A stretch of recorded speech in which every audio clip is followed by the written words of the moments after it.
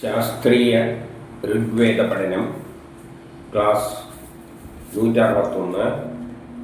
നമ്മൾ മണ്ഡലം 1 15-ാമത്തെ അധ്യായത്തിൽ 104-ാമത്തെ സൂക്തമാണ് നോക്കുന്നത്. ഇതിൽ ദേവത ഇന്ദ്രൻ തന്നെയാണ്. ഇന്ദ്രൻ എന്നത് നമ്മളൊരു യജ്ഞം ചെയ്യുമ്പോൾ ആ യജ്ഞത്തെ പൂർത്തീകരിക്കുക. യജ്ഞം എന്ന് പറയുന്നത് ഒരു അവസ്ഥയിൽ നിന്ന് വേറൊരു അവസ്ഥയിലേക്ക് മാറ്റുകയാണ്. അങ്ങനെ മാറ്റുമ്പോൾ അതിൻ്റെ അകത്ത് കുറേ ചേഞ്ചസുകൾ വരും. ആ ചേഞ്ചസുകൾ മാറ്റം വരുന്നതെല്ലാം സയൻസിൻ്റെ അടിസ്ഥാനത്തിലാണ്. നമ്മൾ ചോറ് വെക്കുമ്പോൾ അരി ചോറാകുന്നത് കുറേ സയൻസിൻ്റെ അടിസ്ഥാനത്തിലുള്ള പ്രക്രിയയിലൂടെയാണ്.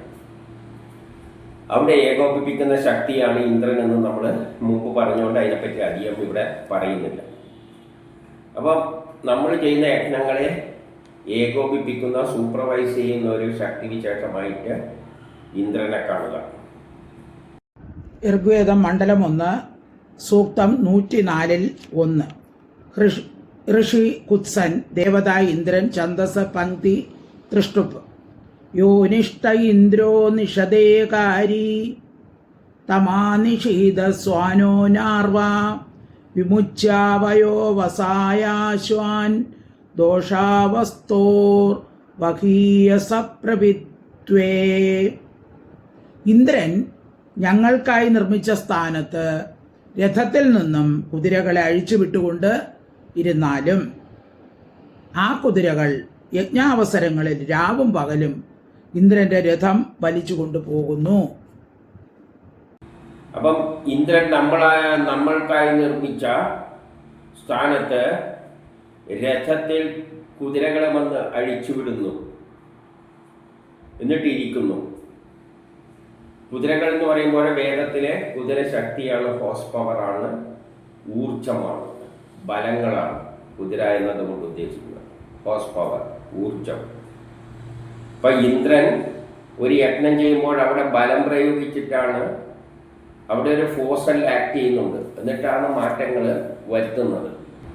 ഒരു കല്ല് പൊട്ടിക്കുകയാണെങ്കിൽ അവിടെ ആറ്റങ്ങളെ തമ്മിൽ ബലം പ്രയോഗിച്ചിട്ടാണ് വേർപെടുത്തുന്നത്.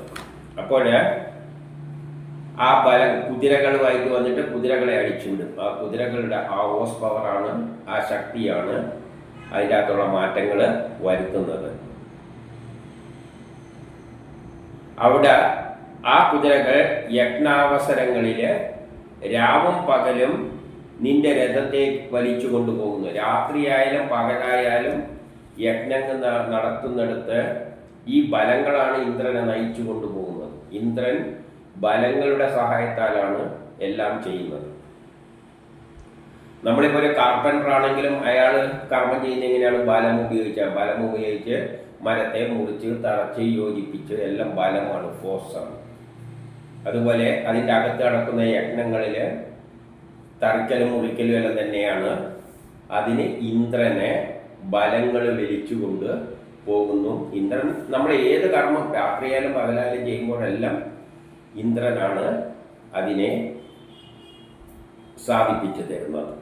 ഇനി 2 ഋഗ്വേദം മണ്ഡലം 1 സൂക്തം 104-2.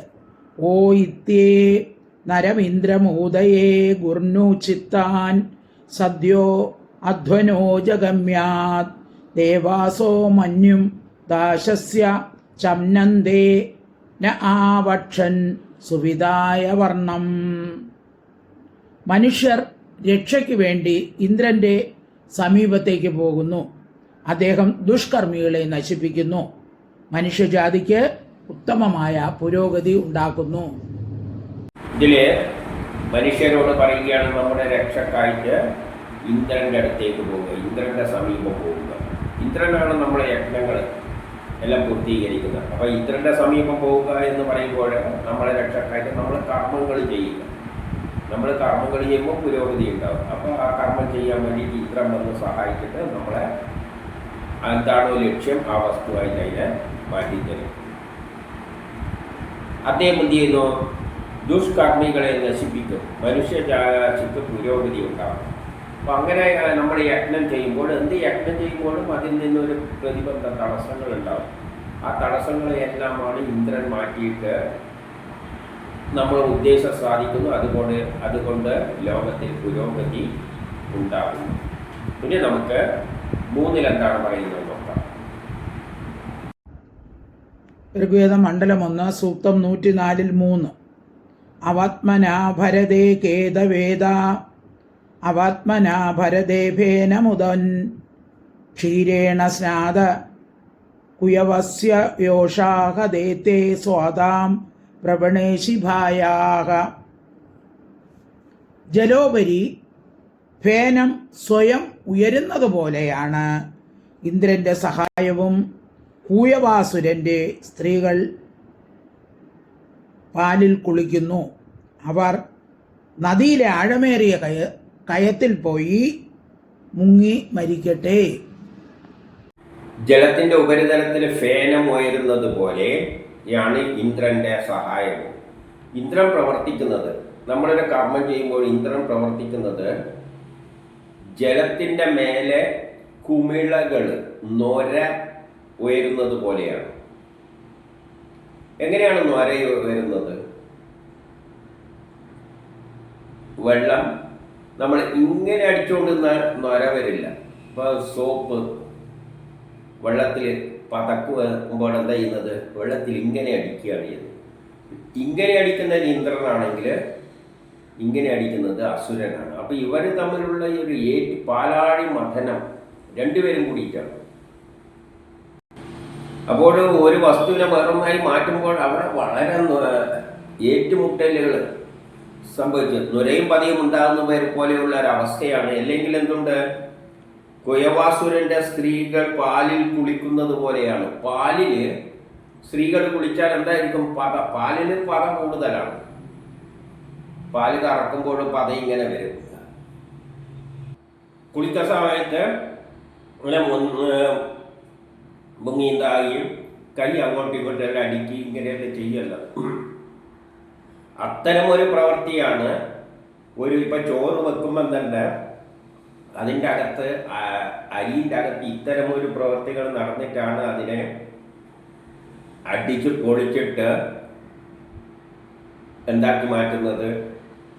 വെള്ളത്തെയും സോപ്പിനെ ഇങ്ങനെ അടിച്ചടിച്ച് പൊളിച്ചിട്ടാണ് ചെറിയ ചെറിയ കുമിളയാക്കി മാറ്റുന്നത്. അതേപോലെ ഇപ്പോൾ ഒരു കാർപ്പൻറ്റർ ചെയ്യുമ്പോഴും അടിച്ച് പൊളിച്ച് പല കഷ്ണങ്ങളാക്കി അവരെല്ലാം പിന്നെ കൂട്ടിച്ചേർക്കുകയാണ് ചെയ്യുക. ഇതുപോലെയുള്ളൊരു കർമ്മമാണ് ഇന്ദ്രൻ അതിൻ്റെ അകത്ത് ചെയ്യുന്നത്.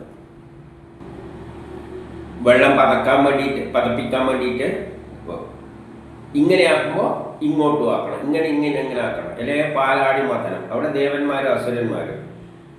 അപ്പം ഇവിടെ ഒരു അസുരനുമായിട്ടുള്ള ഏറ്റുമുട്ടൽ പോലെ, അല്ലെങ്കിൽ അദ്ദേഹത്തിൻ്റെ ഭാര്യമാർ കുളിക്കുന്ന പോലെയുള്ള ഒരു അവസര സംഗതിയാണ് നമ്മൾ ഇതിൻ്റെ അകത്തെല്ലാം നടക്കുന്നത്. നമുക്കറിയാലോ, ചോറ് തിളക്കുമ്പോൾ ഇങ്ങനെ പൊന്തി വന്നു നോരയും പൊതിയെല്ലാം പൊന്തുന്നതാണ്. അതിലെന്താണ്? ഒരു വലിയ ഏറ്റുമുട്ടൽ നടക്കുകയാണ് ഒരു അസുരനുമായിട്ട്. അതിനെ എതിർക്കുന്ന ശക്തിയും അങ്ങനെ ആ ഏറ്റുമുട്ടലൊക്കെയാണ് പിന്നെ ഇതിനെ പദമാക്കിയിട്ട് മാറ്റുന്നത്. ഇനി 4 ഋഗ്വേദ മണ്ഡലം 1 സൂക്തം 104 4. യുയോപനാഭിർ ഉപരസ്യായോ പ്രപൂർവാഭിസ്തിരതേ രാഷ്ട്രിശൂരഃ അഞ്ജസി കുലിശി വീരപത്നി പയോഹിന്വാന ഉദഭിർഭരന്തേ. ഇന്ദ്രനോട് ഉള്ള അവരുടെ ബന്ധം ഭഗ്നമായി. ശക്തിശാലികളായ ആ കുയവൻ കിഴക്കുള്ള നദികളുടെ അക്കരെ ഭരണം നടത്തിയിരുന്നു. അവൻ്റെ അംജസി, കുലീശി, വീരപത്നി എന്നീ നദികൾ ജലത്തോടുകൂടി ക്ഷീരവും കൊണ്ടുപോകുന്നു. ഇത് വേറൊരു ഉദാഹരണം പറയുകയാണ്. ഈ നുരയും പതിയും ഉണ്ടാകുന്ന മാതിരിയുള്ള ഒരു ആക്ടിവിറ്റി എവിടെയുണ്ട്? സമുദ്രത്തിൽ വെള്ളം പുഴകൾ വന്ന് ചേരുന്നിടത്ത് ഇങ്ങനെ നുരയും പതിയും ഉണ്ടാകുന്നതാണ്. അതുകൊണ്ട് ഇന്ദ്രനോടുള്ള ബന്ധം കൊണ്ട് നമ്മുടെ കാര്യം സാധിച്ചു. ശക്തിശാലിയായ കുയവൻ കിഴക്കുള്ള, അതായത് നദിയുടെ മറ്റേ കരയിൽ അക്കരെ ഭരണം നടത്തിയിരുന്നു. അതായത് നദിയുടെ കരയിലാണ് എപ്പോഴും പുറത്തുനിന്നൊരു വെള്ളം ഇതിൻ്റെ അകത്ത് വീഴും, കടലിൻ്റെ തിരമാരിയും പുറത്തുനിന്ന് വെള്ളവും വരും. അപ്പോൾ അവിടെ വെച്ച് ഒരു ഏറ്റുമുട്ടൽ ഉണ്ടാകുമ്പോൾ കലക്കി നൊരയും പതിയെല്ലായിട്ട് മാറും. അപ്പം അവൻ്റെ അംജസി, കുലിസി, വീരപത്നി എന്നീ നദികൾ ജലത്തോടുകൂടി ക്ഷീരവും കൊണ്ടുപോകുന്നു. ജലത്തോടുകൂടി ക്ഷീരത്തിലാണ് എന്തുള്ളത്? അടിച്ച് കലക്കുമ്പോൾ ഒരുമാതിരി പാല് മാതിരിയുള്ള അവസ്ഥ അവിടെ കാണാം. കടലിൽ വലിയ നദികൾ വന്ന് ചേരുന്നിടത്ത് ഇതേമാതിരി ഒരു കലക്കാണ് സംഭവിക്കുന്നത്. അപ്പോൾ അവിടെ ഒരു പാലിൻ്റെ ജലത്തോടു കൂടി ക്ഷീരവും കൊണ്ടുപോകുന്നു എന്ന് പറയുകയാണ്. അവിടെ പത വന്നിട്ട് അത് കണ്ടു കഴിഞ്ഞാൽ പാല് മാതിരി ഇരിക്കും ആ അവസ്ഥയിൽ. അത്തരത്തിലുള്ളൊരവസ്ഥ. ഇതേപോലെയാണ് ഇന്ദ്രൻ എന്ത് ചെയ്യുന്നത്? നമ്മളൊരു യജ്ഞം ചെയ്യുമ്പോൾ നമ്മൾ പാത്രത്തിലെല്ലാം ഇട്ടിട്ട് ചൂടാക്കിയാണ്. അപ്പോൾ അതിൻ്റെ അകത്തുനിന്ന് ഇങ്ങനെ പൊങ്ങിയും എല്ലാം ചെയ്യാം. അതിൻ്റെ അകത്ത് വലിയ ഏറ്റുമുട്ടലുകൾ നടക്കുകയാണ്. അതിന് എതിരായ ശക്തിയും അതിനെ മറികടക്കാനുള്ള ഇന്ദ്രൻ്റെ പ്രവർത്തനമല്ല. അപ്പം അത്തരത്തിലുള്ള ഒരു പ്രവർത്തനത്തിലൂടെയാണ് ഇന്ദ്രൻ നമ്മളെ സഹായിക്കുന്നത് എന്ന് ചില ഉദാഹരണങ്ങൾ സഹിതം പറഞ്ഞു തരികയാണ്. ഇനി 5 ഋഗ്വേദ മണ്ഡലം 1 സൂക്തം 104-5 പ്രതിയത്സ്വാ നീധാദർശിദാസ്യോ രോഗേ നാച്ഛാസദനം ജാനാദിഗാത് അതസ്മാനോ മഖവൻ ചർകൃതാദിന്മാനോ മഖേവ നിഷ്പഷഭി പരാതാ. തൊഴുത്തിനെ അറിയുന്ന ഗോക്കളെ പോലെ ദൈത്യന്മാർ ഞങ്ങളുടെ വാസസ്ഥാനത്തേക്കുള്ള മാർഗം കണ്ടു കഴിഞ്ഞിരിക്കുന്നു. ഞങ്ങളെ ഉടനെ രക്ഷിക്കാനും കാമുകൻ ധനത്തെ വലിച്ചെറിയുന്ന പോലെ ഞങ്ങളെ ഉപേക്ഷിക്കാതിരിക്കാനും ഇന്ദ്രനോട് അഭ്യർത്ഥിക്കുന്നു. ഇവിടെ തൊഴുത്തിനെ അറിയുന്ന പശുക്കളെ പോലെ ശത്രുക്കളെല്ലാം, അസുരന്മാരെല്ലാം നമ്മുടെ സ്ഥാനം കണ്ടെത്തിയിരിക്കുന്നു, നമ്മുടെ മാർഗം കണ്ടു കഴിഞ്ഞിരിക്കുന്നു. മാർഗം എന്ന് പറയുമ്പോൾ നമ്മൾ എന്തെങ്കിലും കർമ്മം ചെയ്യാൻ പോകുമ്പോൾ ഉടനെ എന്തുണ്ടാവും? അസുരന്മാർ ആ മാർഗത്തെ തടസ്സപ്പെടുത്താൻ വരും. ഏത് നിയമപ്രകാരം? രജോ ഗുണവും തമോ ഗുണവും, അല്ലെങ്കിൽ ന്യൂട്ടന്റെ ഫസ്റ്റ് ലോവും സെക്കൻഡ് ലോവും തേർഡ് ലോവും. എന്തെങ്കിലും ഒരു മാറ്റം വരുത്താൻ നമ്മൾ ശ്രമിക്കുമ്പോൾ ഉടനെ ദർ ഈസ് എ റിയാക്ഷൻ. അപ്പം തന്നെ റിയാക്ഷൻ ഉണ്ടാവും. അതുകൊണ്ട് ശത്രുക്കൾക്ക് നമ്മൾ എന്തെങ്കിലും ചെയ്യാൻ പോകുമ്പോൾ ശത്രുവിന് അറിയാം ഇവനിനെ അരിനെ പദം വരുത്താനാണ് പോകുന്നത്. അപ്പം തന്നെ ശത്രു വന്നിട്ട് ആ മാർഗത്തിനെതിരായിട്ട് പ്രവർത്തിക്കും. അപ്പം ശത്രുക്കൾ എപ്പോഴും ആക്റ്റീവാണ്. രണ്ടും ഉണ്ട് ഒരേ സമയം. നമ്മളൊരു കർമ്മം ചെയ്യുമ്പോൾ അതാണ് ന്യൂട്ടൺ പറയുന്നത്, third law, every action there is equal and opposite. നമ്മൾ എന്തിനൊക്കെ ഇറങ്ങിത്തിരിക്കുമ്പോൾ അതിനൊരു പാരവെപ്പ് റിയാക്ഷൻ ഉണ്ടാകും. അപ്പം നമ്മുടെ മാർഗത്തെ ശത്രു തിരിച്ചറിഞ്ഞിരിക്കുന്നു. അതുകൊണ്ട് ഇന്ദ്രൻ വന്നിട്ട് നമ്മളെ പക്ഷത്ത് ചേർന്നിട്ട് ആ ശത്രുവിനെ കീഴടക്കിയാൽ മാത്രമേ നമുക്ക് നമ്മുടെ യജ്ഞം പൂർത്തീകരിക്കാൻ പറ്റൂ. ചോറ് വെക്കുകയാണെങ്കിൽ അരിയെ ചോറാക്കി മാറ്റാൻ പറ്റുകയുള്ളൂ. അതുകൊണ്ട് ഇന്ദ്രനോട് പറയുന്നു, ഞങ്ങളെ രക്ഷിക്കും. നമ്മൾ അരിയെ ചോറാക്കാൻ പദം വരുത്താൻ വെള്ളത്തിലിട്ട് ചൂടാക്കാൻ പോകുമ്പോഴേക്ക് ദർ ഈസ് എ റിയാക്ഷൻ, അതിനെ തടുക്കാൻ. അപ്പോൾ ഇന്ദ്രനോട് പറയുന്നു, അതിൻ്റെ അകത്തുള്ള നടക്കുന്ന കാര്യത്തിൽ നമുക്ക് കയറിയൊന്നും ചെയ്യാൻ പറ്റില്ലല്ലോ. അപ്പോൾ ഇന്ദ്രനോട് പറയുന്നു, നീ അതിനെ എതിർത്ത് തോപ്പിച്ച് നമ്മളെ രക്ഷിക്കുക. കാമുകൻ പണം ഇട്ട് തന്നിട്ട് രക്ഷപ്പെടുന്നത് പോലെ നീ ഞങ്ങളെ ഉപേക്ഷിക്കരുതേ. ഇന്ദ്രനോട് പറയുകയാണ്, കാമുകന്മാർ കുറച്ച് പണം കൊടുത്തിട്ട് തടിയൂരാൻ നോക്കുക, അതുപോലെ നീ ഞങ്ങളെ ഒറ്റക്കാക്കരുത്. എപ്പോഴും നീ നമ്മളുടെ കൂടെ ഉണ്ടാകണം. നമ്മൾ എന്ത് യജ്ഞം ചെയ്യുമ്പോഴും ഇന്ദ്രൻ നമ്മുടെ കൂടെ ഉണ്ടാകണം. അതുകൊണ്ട് പോകരുതേ എന്ന് പറയുകയാണെങ്കിൽ ഇന്ദ്രൻ ഒരിക്കലും പോകില്ല. നമ്മൾ യജ്ഞം ചെയ്യുകയാണെങ്കിൽ അതിനെ പൂർത്തീകരിക്കാൻ ഇന്ദ്രൻ നമ്മളുടെ കൂടെ ഉണ്ടാകും. ഇനി 6 ഋഗ്വേദ മണ്ഡലം 1 സൂക്തം 104 6. സത്വം ന ഇന്ദ്ര സൂര്യേസോ അപ്സനാഗാസ്ത്വ ആഭജ ജീവശംസേ മാന്തരാം ഭുജമാരിരീഷോ ന ശ്രദ്ധിതം തേ മഹത ഇന്ദ്രിയായ. ഇന്ദ്രനോട് അപേക്ഷിക്കുകയാണ്, ഞങ്ങളെ സൂര്യനെയും ജലത്തെയും സ്തുതിക്കുന്നവരും പാപരഹിതരും ആക്കണം. ഇന്ദ്രൻ ഗർഭസ്ഥമായ ഞങ്ങളുടെ രക്ഷാസന്താനത്തെ നശിപ്പിക്കരുതേ. ഞങ്ങൾക്ക് അങ്ങയുടെ ശക്തിയിൽ പൂർണ്ണ വിശ്വാസമുണ്ട്. ഇവിടെ പറയുകയാണ് ഇന്ദ്രനോട് ഞങ്ങളെ സൂര്യനെയും ജലത്തെയും എല്ലാം സ്തുതിക്കുന്നവരാക്കണേ. കാരണം നമ്മുടെ യജ്ഞമെല്ലാം സൂര്യനെ ആശ്രയിച്ചാണ് നിൽക്കുന്നത്. അപ്പം സൂര്യൻ ഓരോ കാലഘട്ടത്തിലാണ് നമ്മൾ യജ്ഞം ചെയ്യുന്നത്. ചെടി നടുന്നത് ഓരോ കാലത്തിലല്ലേ, സീസണല്ലേ, അതെല്ലാം സൂര്യനായിട്ട് ബന്ധപ്പെട്ടിട്ടുണ്ട്. അതുപോലെ തന്നെ സൂര്യൻ നമ്മളെ നാഡികളിലൂടെ നമ്മളെ കൺട്രോൾ ചെയ്യുന്നുണ്ട്. അതുകൊണ്ട് ആ സൂര്യനെ നമ്മളെ സ്തുതിക്കണം, സൂര്യനെ മനസ്സിലാക്കണം. ജലം പല യജ്ഞത്തിനും അത്യാവശ്യമുള്ള ഒരു വസ്തുവാണ് ജലം. ഇപ്പം ചോറ് വെക്കാൻ തന്നെ വെള്ളത്തിലിട്ടിട്ടാണ് ചോറ് വെക്കുക. പായസം വെക്കാനോ സാമ്പാർ വെക്കാനോ എന്തുണ്ടാക്കണ്ടിക്കും വെള്ളം ചേർത്തിട്ടാണ് പരിപാടി. അപ്പോൾ വെള്ളത്തിൻ്റെ പ്രാധാന്യം വളരെ വലുതാണ് ഒരു യജ്ഞത്തിൽ. ഫാക്ടറികളെല്ലാം വെള്ളമില്ലെങ്കിൽ വർക്ക് ചെയ്യാൻ പറ്റില്ല.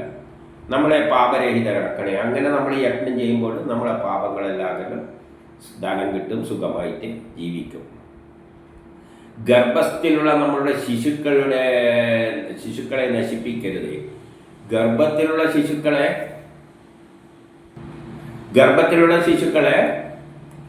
ആരാണ് സംരക്ഷിക്കുന്നത്? നമ്മളാണോ? നമുക്കെന്താ ഗർഭത്തിലുള്ള അകത്തെന്താ നടക്കുന്നത് പോലും ഡോക്ടർമാരൊക്കെ അറിയായിരിക്കും, നമുക്കറിയില്ല. നമുക്ക് വേണ്ട ഭക്ഷണം കഴിക്കുന്നു, പക്ഷേ അതിലൂടെ ആ ശരീരത്തെ വളർത്തി വികസിപ്പിച്ചെല്ലാം എടുക്കുമ്പോൾ there is every action there is equal and opposite reaction. അപ്പോൾ ആ കുട്ടിയെ വളരുമ്പോൾ അവിടെയും വലിയ ഏറ്റുമുട്ടകൾ, തടസ്സങ്ങൾ എല്ലാം ഉണ്ടാകുന്നുണ്ട്. ന്യൂട്ടൻ്റെ തേർഡ് ലോ അവിടെ ആപ്ലിക്കബിൾ ആണ്. ശിശുവിൻ്റെ വളർച്ചയ്ക്ക് സഹായിക്കുമ്പോൾ അതിനെ എതിർക്കുന്ന ശക്തി വിശേഷങ്ങളുണ്ട്. അവിടെയെല്ലാം ആക്ട് ചെയ്യുന്നത് ആരാണ്? ഇന്ദ്രൻ തന്നെയാണ്. ഏത് തരം കുട്ടീനെ ഏത് ബീജത്തോട് ചേർക്കണമെന്നെല്ലാം തീരുമാനിക്കുന്നത് ഇന്ദ്രനാണ്. ഇന്ദ്രനോട് പറയാണ് നമ്മളെ കുട്ടികളെ നശിപ്പിക്കരുത്.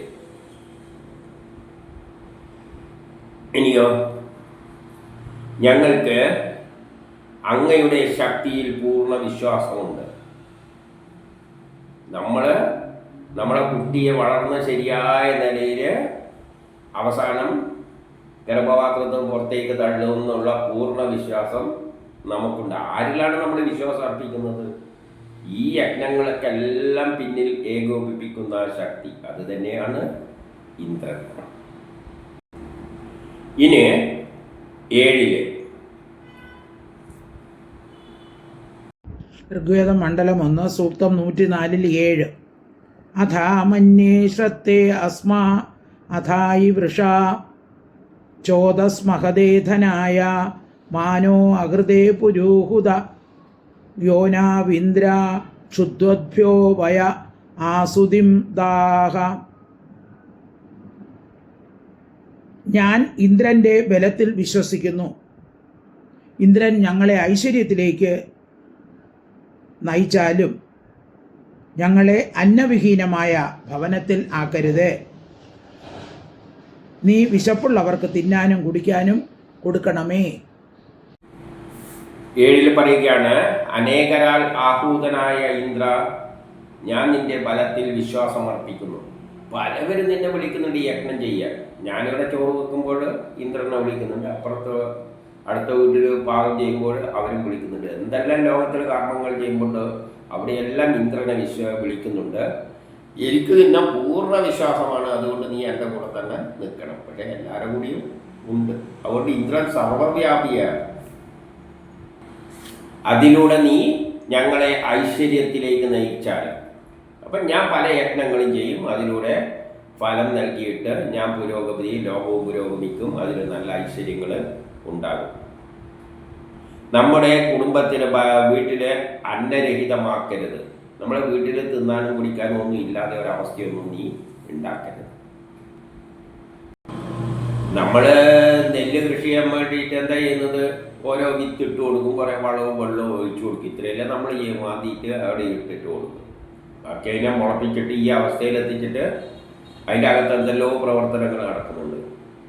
എന്നിട്ട് അതിനെ അരിയാക്കി മാറ്റിത്തരുന്നത് കൃഷി അല്ല, ഇന്ദ്രൻ തന്നെയാണ് എല്ലാ യജ്ഞങ്ങളിലും. അതുകൊണ്ട് നമ്മളെ അന്നഹീനരാക്കരുത്. വിശപ്പുള്ളവർക്ക് നീ അന്നം നൽകണം, തിന്നാനും കുടിക്കുവാനുമുള്ളത് കൊടുക്കണം. അതായത് ഇന്ദ്രനാണ് മനുഷ്യരുടെ എല്ലാ യജ്ഞങ്ങളിലും എന്ത് തരം പ്രവൃത്തികളാണെങ്കിലും അതിൽ സഹകരിച്ച് നമ്മെ രക്ഷിക്കുന്നത് എല്ലാവരെയും. ഇനി 8 ഋഗ്വേദം മണ്ഡലം 1 സൂക്തം 104-8 മാനോവധീർ ഇന്ദ്ര മാ പരാദാമാന പ്രിയാ ഭോജനാനി പ്രമോഷി ആണ്ടാ മാനോ മഘവൻ ശക്ര നിർഭേന്മാന പാത്ര ഫേത്സഹ ജാനുഷാണി. ഇന്ദ്രനോട് അപേക്ഷിക്കുകയാണ്, നീ ഞങ്ങളെ ഹിംസിക്കരുതേ, ഞങ്ങളെ ഉപേക്ഷിക്കരുതേ, ഞങ്ങളുടെ ഉപഭോഗ വസ്തുക്കൾ നശിപ്പിക്കരുതേ, ഞങ്ങളുടെ ഗർഭസ്ഥ ശിശുക്കളെയും ഗർഭിണികളെയും നശിപ്പിക്കരുതേ. ഇന്ദ്രനോട് പറയുകയാണ്, ഞങ്ങളെ ഹിംസിക്കരുത്, നമുക്ക് ദോഷം ഉണ്ടാക്കരുത്. ഇന്ദ്രനാണ് നമ്മളെ ഹിംസിക്കുവാന്നാണ്. വല്ലവനും കൊണ്ടുപോയിട്ട് നമ്മളെ മേലെ ഒരു ബോംബ് ഇട്ട് കഴിഞ്ഞാൽ ആ ബോംബ് പൊട്ടിത്തെറിച്ച് നമ്മൾ ദോഷം സംഭവിക്കും. ആ ബോംബിൻ്റെ അകത്ത് പ്രവർത്തിക്കുന്ന ആരാണ് പൊട്ടിത്തെറിക്കുകയും നമുക്ക് ദോഷം ചെയ്യുന്നത്? ആര് തന്നെയാണ്? ഇന്ദ്രൻ തന്നെയാണ്. അപ്പം എന്ത് കർമ്മം നടക്കുന്നുണ്ടെങ്കിൽ അവിടെ ഇന്ദ്രനുണ്ട്. അതുകൊണ്ടാണ് പറയുന്നത് നമ്മളെ ഹിംസിക്കരുത്, നമുക്ക് സഹായം ചെയ്താൽ മതി, നമുക്ക് ദോഷം ചെയ്യരുത്, ഞങ്ങളെ ഉപേക്ഷിക്കരുത്, ഒരിക്കലും നമ്മളെ വിട്ട് പോകരുത്. ഇതിൻ്റെ എല്ലാം അർത്ഥം എന്താണ്? അത് ചിലപ്പോൾ നമുക്ക് ദോഷമായി തീരും. ചിലപ്പോൾ ചിലതെല്ലാം ഉണ്ടാകുമ്പോൾ പൊട്ടിത്തെറിച്ചിട്ട് നമുക്ക് ദോഷം സംഭവിക്കില്ലേ? സ്റ്റൗ പൊട്ടിത്തെറിച്ച്. അപ്പോൾ അവിടെയും ഇന്ദ്രൻ തന്നെയാണ് ആക്ട് ചെയ്യുന്നത്. അതുകൊണ്ട് അങ്ങനത്തെ ആപത്തുകളൊന്നും ഉണ്ടാക്കരുത്, നമ്മളെ ഉപേക്ഷിച്ച് പോവുകയും ചെയ്യരുത്, നമ്മുടെ ഉപഭോഗ വസ്തുക്കളൊന്നും നശിപ്പിക്കരുത്. നമ്മൾ ഉപയോഗിക്കുന്ന വസ്തുക്കളിൽ ചിലപ്പോൾ അടിക്ക് പിടിച്ചു പോകും, ചൂടാക്കിയാൽ അതൊന്നും ചെയ്യരുതെന്ന് പറയുകയാണ്. നല്ല മര്യാദയ്ക്ക് തരണമെന്ന്. നമ്മുടെ ഗർഭസ്ഥ ശിശുക്കളെ ഗർഭിണികളെയും നശിപ്പിക്കരുത്. അതായത് ഗർഭത്തിലുള്ള ഭ്രൂണത്വം തുടങ്ങിയിട്ട് എന്നെ നല്ല നിലയിൽ വളർത്തിയിട്ട് നല്ല കുട്ടികളായിട്ട് നമുക്ക് നൽകണേ, ഗർഭിണിയെ രക്ഷിക്കണേ. ഇതെല്ലാം ഇവിടെയെല്ലാം പറയുന്നതിൽ നിന്ന് മനസ്സിലാക്കണം, ഇതിൻ്റെ എല്ലാം പിന്നിൽ വളരെ വലിയൊരു കെമിസ്ട്രി നമ്മുടെ ശരീരത്തിൽ നടന്നുകൊണ്ടിരിക്കുകയാണ്. നമ്മളറിയാതെ ഒരു കുട്ടി ജനിക്കുന്നതിൻ്റെ ഇടയ്ക്ക് എന്തെല്ലാം കർമ്മങ്ങൾ അവിടെ നടക്കുന്നുണ്ട് ആ വളർച്ചയായിട്ട്. അതിനെല്ലാം ഏകോപിപ്പിക്കുന്ന ഒരു ശക്തിയുണ്ട്. ആ ശക്തിയാണ് ഇന്ദ്രൻ എന്നതുകൊണ്ട് അർത്ഥമാക്കുന്നത്. അത് പറയാൻ വേണ്ടി ഇതെല്ലാം പറയുന്നത്. ഇനി 9 ഋഗ്വേദം മണ്ഡലം 1 സൂക്തം 104-9 അർവാങ്ങേഹി സോമകാമം തു ആഹുരയം സുതസ്തസ്യ പിബാമദായ ഉരുവ്യജാ ജഠര ആവൃഷസ്വ പിദേവ നാശുണൂഹി ഹൂയമാനഹ. ഇന്ദ്രനോട് അഭ്യർത്ഥിക്കുകയാണ്, ഞങ്ങൾ സോമം വച്ചിരിക്കുന്നു, ഞങ്ങളുടെ മുമ്പിൽ വരേണമേ, ഇതിനെ സന്തോഷത്തോടെ പാനം ചെയ്യണമേ, ഒരു പിതാവിനെ പോലെ ഞങ്ങളുടെ ശ്രുതികൾ ശ്രവിക്കണമേ. ഇവിടെ ഇന്ദ്രനോട് പറയുകയാണ്, സോമം ആഗ്രഹിക്കുന്ന ഇന്ദ്ര നീ വരണേ. എന്തുകൊണ്ടാണ് സോമം ആഗ്രഹിക്കുന്നത്? സിസ്റ്റം, ആധുനിക മാനേജ്മെൻറ്റിൽ നമ്മൾ കൊടുക്കുന്ന ഇൻപുട്ടിനെ സിസ്റ്റം സ്വീകരിച്ചിട്ട് നമുക്ക് തരും, ഇഷ്ടപ്പെട്ട ഔട്ട്പുട്ട് തരും. ഇവിടെ സിസ്റ്റത്തിന് പകരമുള്ള വാക്ക് ഉപയോഗിക്കുന്നതാണ് ഇന്ദ്രൻ. നമ്മൾ കൊടുക്കുന്നതെല്ലാം ഇന്ദ്രൻ എടുക്കും. അതാണ് ഇവിടെ പറയുന്നത്, സോമാഭിലാഷിയായ ഇന്ദ്ര. നമ്മൾ കൊടുക്കുന്നത് ഇന്ദ്രനാണ് എടുക്കുന്നത്. ചോറ് വെക്കുമ്പോൾ നമ്മൾ കൊടുക്കുന്ന അരിയും വെള്ളവും ഇന്ദ്രൻ എടുക്കും, സിസ്റ്റം എടുക്കും. നമുക്ക് തരുന്നത് ചോറാണ്. അപ്പം നമ്മൾ കൊടുക്കുന്നത് ഇഷ്ടപ്പെട്ടിട്ടാണ് അത് വരുന്നത്. അതുകൊണ്ടാണ് ഇന്ദ്രൻ അതെടുത്തിട്ട് സിസ്റ്റം അതെടുക്കുകയാണ്. അപ്പം സോമമാണ് ഇൻപുട്ട്. നമ്മുടെ മുമ്പിൽ വരണേ, എനിക്ക് വേണ്ട സോമം ഇതാ നമ്മൾ തയ്യാറാക്കി വെച്ചിരിക്കുന്നു. വേണ്ട അരിയും വെള്ളം എല്ലാം ശരിയായിട്ട് പ്രിപ്പയർ ചെയ്ത് പാത്രത്തിലാക്കി ഇതാ നിനക്ക് വെച്ച് തന്നിരിക്കും. നീ അത് തിന്നിട്ട് അഗ്നിയും കൊടുത്തിട്ടുണ്ട്, നീ എടുത്തോ. അരിയൊന്നും നമുക്ക് വേണ്ട, അതെല്ലാം നീ എടുത്തോ. വെള്ളം എടുത്തോ, നമുക്ക് ചോറ് തന്നാൽ മതി. നീ സന്തോഷത്തോടെ പാനം ചെയ്യണേ. സിസ്റ്റം അത് അബ്സോർബ് ചെയ്യുന്നു. സന്തോഷത്തോടെ പാനം ചെയ്യണമെന്ന് പറഞ്ഞാൽ സയൻസിലൂടെ ചെയ്താലേ അത് സന്തോഷം ഉണ്ടാവും. സയൻസിലൂടെ ചെയ്താലേ ഇന്ദ്രൻ അതിനെ ചോറാക്കാൻ പോകുന്നുള്ളൂ. വെള്ളത്തിന് പകരം പെട്രോൾ ഉപയോഗിച്ചാൽ ചോറാകില്ല. സന്തോഷത്തോടെ നിന്നാണ് നീ സയൻസിലൂടെ അടിസ്ഥാനത്തിൽ നല്ല വസ്തുക്കൾ ഇന്ദ്രന് കൊടുത്താൽ സന്തോഷപൂർവ്വം സ്വീകരിച്ചിട്ട് നമുക്ക് നല്ല ചോറ് തരും. ഒരു പിതാവിനെ പോലെ ഞങ്ങളുടെ സ്തുതികൾ ശ്രവിക്കണേ. സ്തുതികൾ എന്ന് പറഞ്ഞാൽ ശാസ്ത്രത്തിൻ്റെ അടിസ്ഥാനത്തിലാണ് ഞങ്ങൾ സ്തുതിക്കുക എന്ന് പറഞ്ഞാൽ വേദമന്ത്രങ്ങൾ. സയൻസിൻ്റെ അടിസ്ഥാനത്തിലാണ് ഞാനിതെല്ലാം നിനക്ക് തരുന്നത്. ആ സ്തുതി നീ ശ്രവിക്കണേ. അതായത് ഇന്ദ്രൻ നോക്കും, ഇവൻ ശരിയായ സയൻസിൻ്റെ അടിസ്ഥാനത്തിലാണോ ഇതെല്ലാം തന്നിരിക്കുന്നത്. ആണെങ്കിൽ ഇന്ദ്രൻ സന്തോഷത്തോടെ അതെടുത്തിട്ട് സിസ്റ്റം അത് അബ്സോർബ് ചെയ്തിട്ട് നമുക്ക് പ്രൊഡക്റ്റ് തരും.